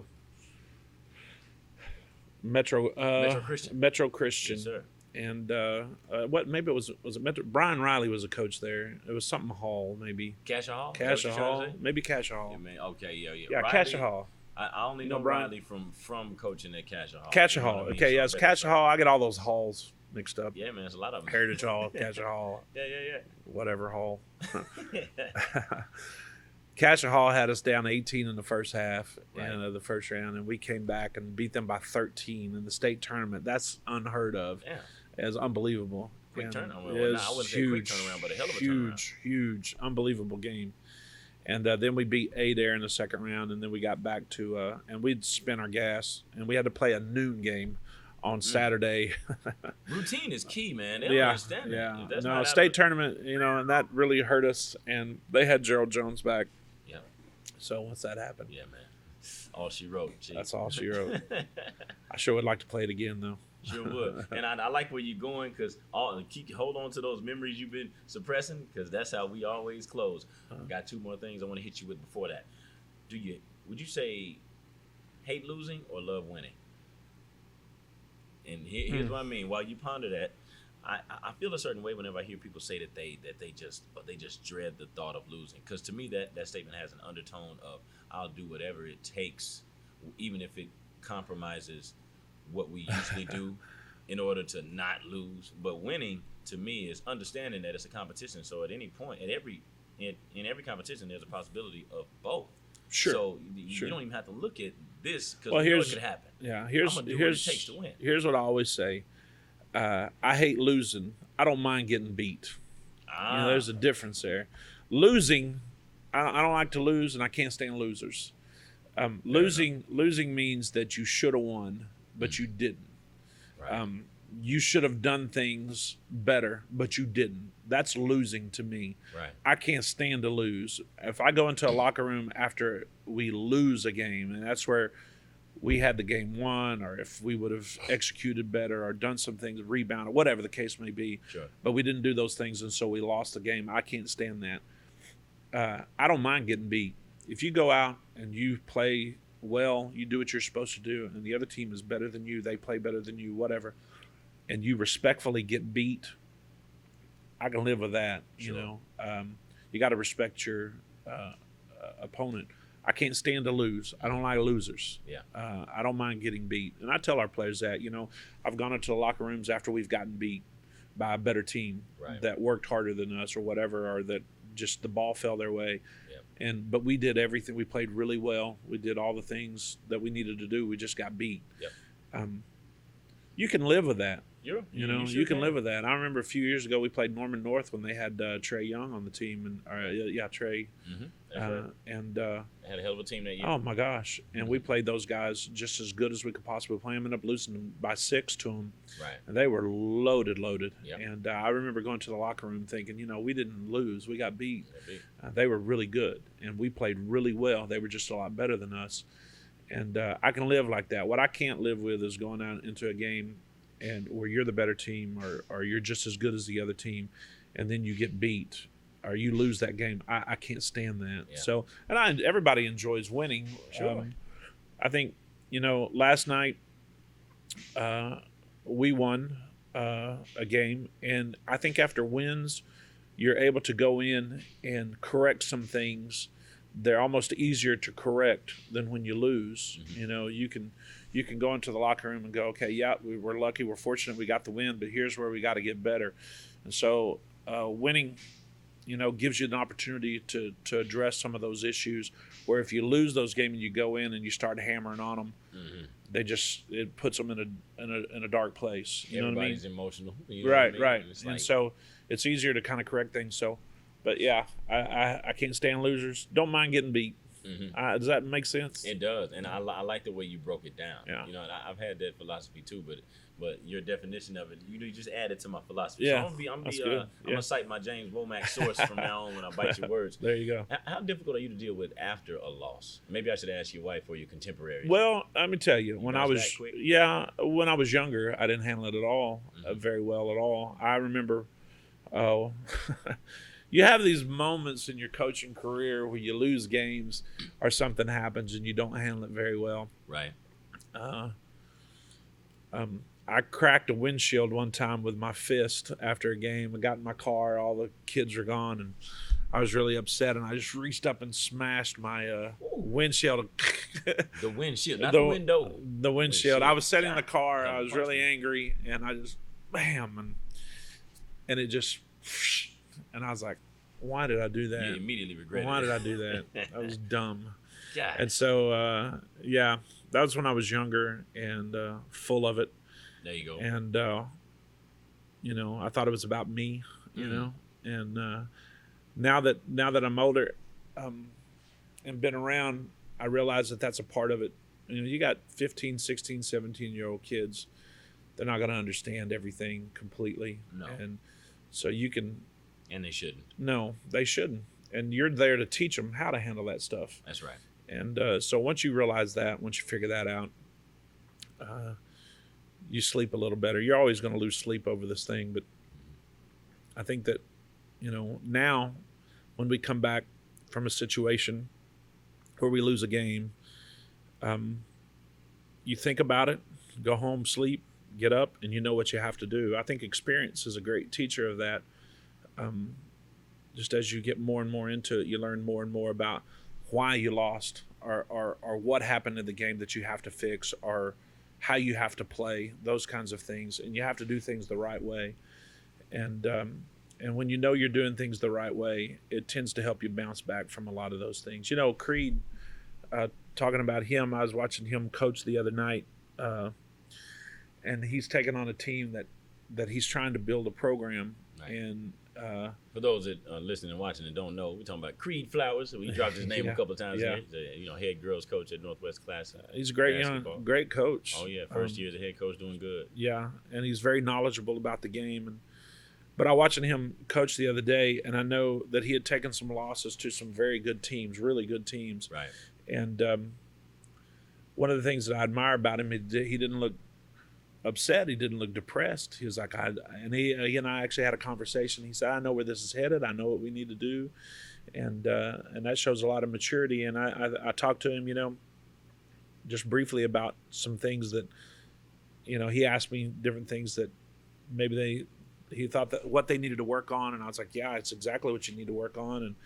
And establish how you want to play and those kinds of things. And so he seems to be a guy that understands that early. He's really cool, calm, and collected. I love that. Yeah. And versus Jason, Jack. Jason's fiery, man. Jason's on fire, and everything I love to watch him coach, though. It's funny. I know it's not funny to him in the moment, but as a fan, I'm looking at him like, look at Jack go over there getting all tight. He gets tight, and it's the end of the world, you know, and what are we gonna do? It's just like, hey man, calm down. So you know, it's all gonna work out. Here's what's gonna happen, and he really gets tied up. And you don't want him to change who he is, no. Not at all. But I think as you get older, you begin to understand some things, and so the bounce back is really quickly. It happens quicker. Yeah. And it's also different as an assistant coach. You know, as a head coach, you're stressed with it a lot more. As an assistant coach, it's not on me. It's not on you. Yeah. I know that sounds how it sounds, but I totally understand what you mean. It's a lot. It's more about the game as an assistant than it is about everything else. Yeah. You know, Jason has to talk to the bus people about getting them bus. Mm-hmm. He's got to talk to administration about this kid or that kid. He's got to talk to a parent about this or that. Got to make arrangements on getting them out of class early. He's got to make arrangements. He's got to talk to the media. He's got to make sure grades are taken care of, you know, where he's watching all that stuff. He's got to break down film. He's got to come up with game plans and all that stuff. Me, I get to coach. That's it, and man. That's what I always wanted to do. And so I come to practice. What are we working on today, Jason? We're going to do this, this, and this. You know, he's got to do practice schedules. Sure. And I want you to take this section of practice. I want you to take this. I'm going to do this and this, and whatever he has for the day. And so I'm like, okay, it's my turn to be on. And it's so much easier. It's awesome. I love it. And I don't have to worry about, a mad mama or a mad daddy or anything like that. Coming to holler at the man in charge. Exactly. And so. And you also get to be the liaison, so to speak, the go-between between the players and the coach. But I do. With you and Jack being so tight, though, has it ever been a situation where you had to let those kids know, hey, man, I love y'all, but don't forget my position here. Yeah, it happens often. I want kids to be able to come and voice their opinions to me without me going back to Jason and saying anything. I think that's an important role to have for players, to be able to come to an assistant and say, man, coach did this or coach did that. I'm really upset about it. And some assistant coaches don't know how to handle that. Because I've been a head coach, I think that helps quite a bit, because I know the message that they need to hear from the head coach through the assistant coach. You cannot get in a situation where you go, yeah, you're right, Coach Jack doesn't know what he's talking about. You may feel that way. But don't ever say it. Don't ever say it. Don't ever say that stuff. What I usually say is something along the lines of, I understand where you're coming from. I'm going to talk to Coach Jack about it and see where he's coming from on the deal. But the bottom line is you have to take care of you. Play as hard as you can and everything will take care of itself. Yeah. If your concern is legitimate, I'll follow up on it. But and as far as my relationship with Coach Jack, these kids know this, and because I've told them, Jason Jack gave me an opportunity to stay in coaching when I was going to get out. When my father was sick and I went to work for Jason, I told him, I'm going to be gone. I'm going to leave and have to go be with my father. He said, do what you have to do. I said, I may miss games because I've got to be with my father. He said, do what you have to do. And there were times that happened. I've missed games to go be with my father. Yeah. And he said, you take care of your family first and and take care of this when you can. Man, I'll never forget that. There's no way that I can repay that. It means something. It means a lot. And so at the end of the day, if you want to know whose side I'm on Jason Jack's side. He's done more for me in this part of my career than probably anybody. And him and Brad Herzier's another one, the principal and now the assistant superintendent. I'd take bullets for those guys. I'm not even kidding. Yeah. I always say this. Yeah, I always say this. If Jason Jack or Brad Herzier called me and said, "Hey, I've got to bury a body, I need your help," I say, "I'm bringing a shovel." No questions asked. And that's all hypothetical, ladies. All hypothetical, but the loyalty is there. Jason has given me that opportunity. So whenever you're dealing with those kinds of situations like that, where a player is upset about, and it happens. Yeah. It's a natural thing. Yes. And they're going to get upset with me and go talk to him, I'm sure. But it's one of those things where you can't send a mixed message to your players at all. You have to have a united front with. And because I've been a head coach before, I understand that, because I've had it happen the opposite way. I've had it happen where I've been the head coach and my assistant coach has undercut me. And, was it intentional, you think? Yeah. Or just lack of experience? Yeah. Okay. I've had situations where people that I trusted, that I thought were behind me, have gone and said things to people in positions above me in a negative way. And I'm like, what? And then I'm a pretty forgiving person. Those people have gone on to other things, and it's always funny. I've always supported them in spite of that situation, and not that I'm any better than anybody else, but it's always interesting to me how some people can be, you've experienced that, where you think they are on your side, you think you can trust them, and then you find out that you can't, and that's very hurtful. It is. And so when it comes to Jason, I know what he's done for me, and if I disagree with Jason on a point, on an issue, I go tell him, this is where you're wrong, or this is where, and he does the same with me. He's gotten on to me. I'm a 51-year-old guy, and he's, getting on to me. Yeah. 35, 36, yeah. I'm like, a young fella. Yeah, exactly. We've had that conversation. You better hold on. Remember who you were talking to. And I love that, man. Yeah, but he'll tell me exactly what he thinks. And because we have that relationship, I think it's very unique. I think it's very rare. Right. I think you're not going to see it probably in any other coaching staff. Very few that have that ability to do that, to where you can just really tell someone exactly what you think and know that when it's over, whatever the argument is, that you're still going to be really good friends and love each other. And a lot of that comes from him, not from me, right? But from him giving me that opportunity to stay in coaching and not get out when I was going through a really rough time. I am grateful for that.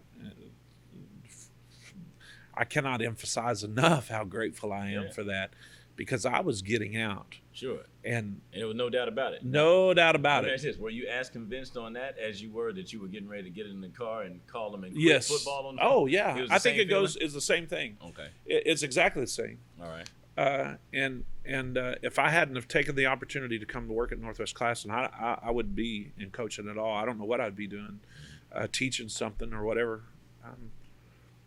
But because Jason and those guys came to that gym and in Sapulpa and said, we want you to come to Northwest Classen, that things are the way they are. And I've loved it. The kids that I've coached here at Northwest Classen that have come through this program, and the teachers that I've worked with, the students that I've had in my class with, that have been in my classes, the other coaches from the district. Mm-hmm. You had Coach Cudjoe.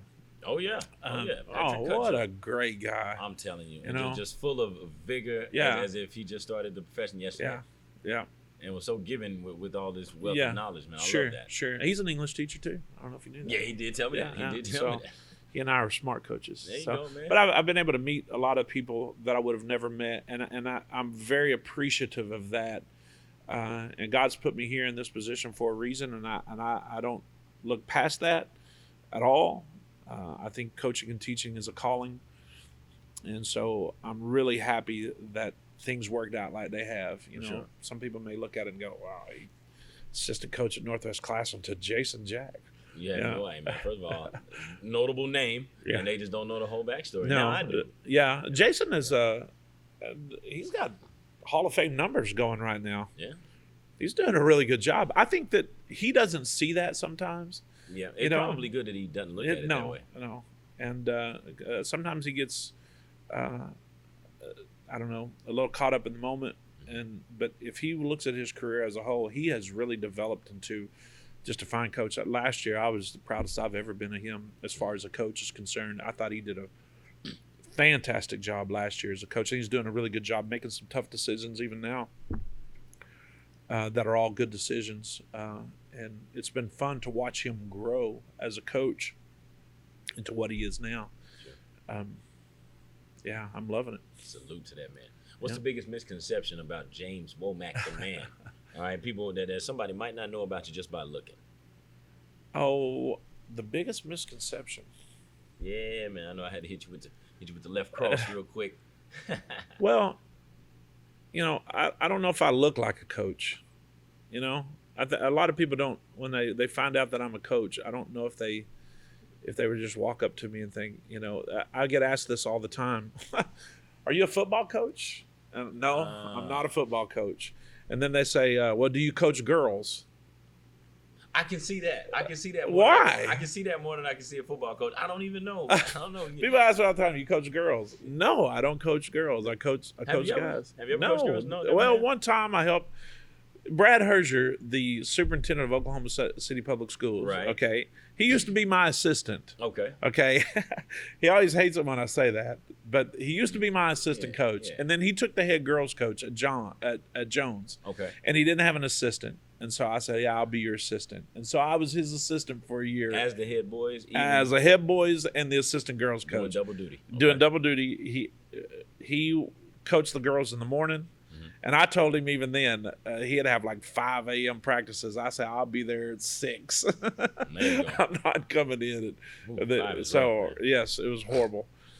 So anyway, so I was his assistant, and I enjoyed it. But no, I'm not a girls coach. And they always ask me this too. When you were in high school, you're an offensive lineman.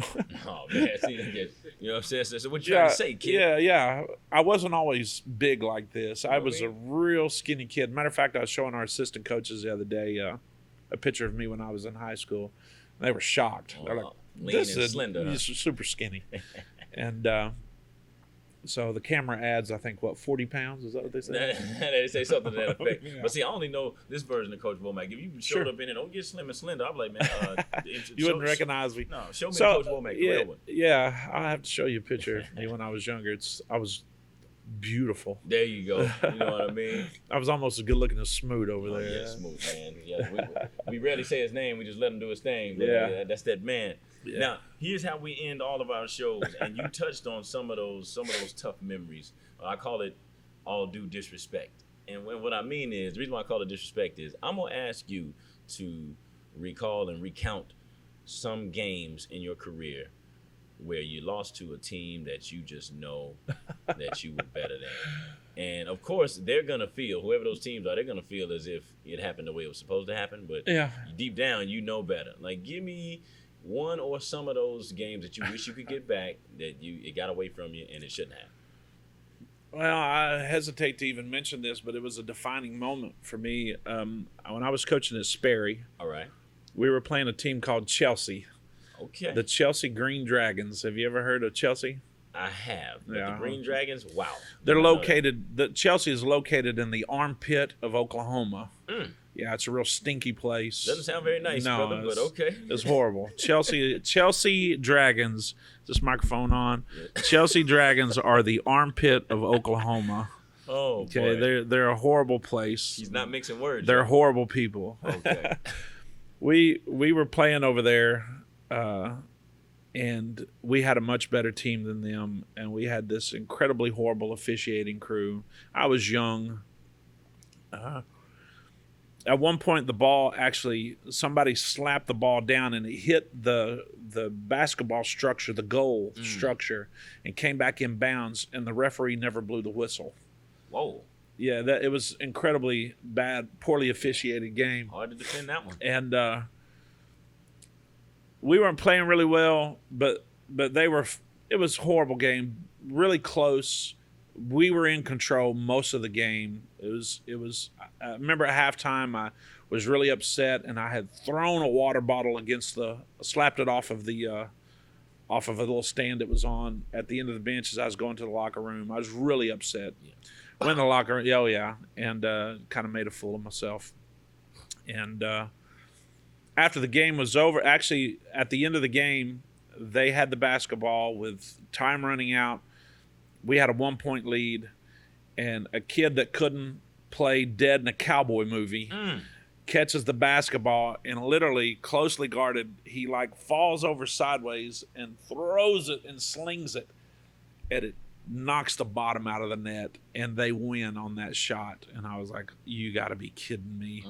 And of course everybody was upset, and the refs, of course they run out. Yeah, they get out of sight, out of mind. And the Chelsea fans were just going crazy. It's like they'd won a national championship. And I went over to the referee, or to the other coach, and as I was shaking his hands, I said, hey, the refs sucked. Straight out. I said, refs sucked, which I probably shouldn't have said that. But probably not. And he slung my hand down, slung it down, and I don't know what you're talking about. And his assistant jumped up in my face and said, you better show some class. And he was an old dude with a toupee on. No. With the toupee? He had a toupee on. It was a pretty bad one. He didn't put his finger He in got his finger in my face. Oh, a little crooked finger. Violation. And I said, something to the effect of, I will rip that toupee off your head and I will shove it up your backside. Where the sun don't shine. Yes, and I didn't say it quite like that. I understand. So a little bit of a brawl, not brawl, but people skirmish. getting in between each other and a lot of talking going on. Oh man, tension's running high. Yeah, my superintendent at Sperry at that time, he jumped over the rail and was down there and got us all to the locker room, and he was upset. Well, the next day, Chelsea newspaper, he lived over in that area somewhere. Their newspaper had written an article where I had the article. It's somewhere in my stuff because I kept it forever. Oh yeah. My superintendent brought the newspaper to school, and he slid it around to me, and he said, here's what they're saying about you over in Chelsea. So I read the article, and in the article it said something along the lines of, in the boys' game, the coach, this ass, and called me an ass. An ass in the paper. An ass in the paper. In the paper.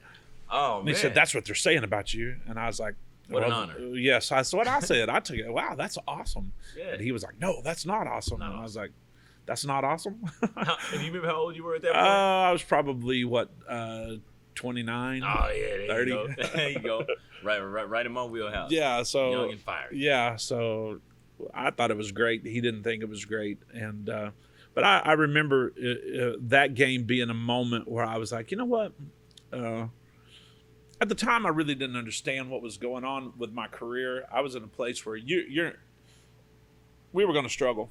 Right, you knew that. Yeah. And so getting out of there was probably the best thing that could have happened to me at that particular time. Right.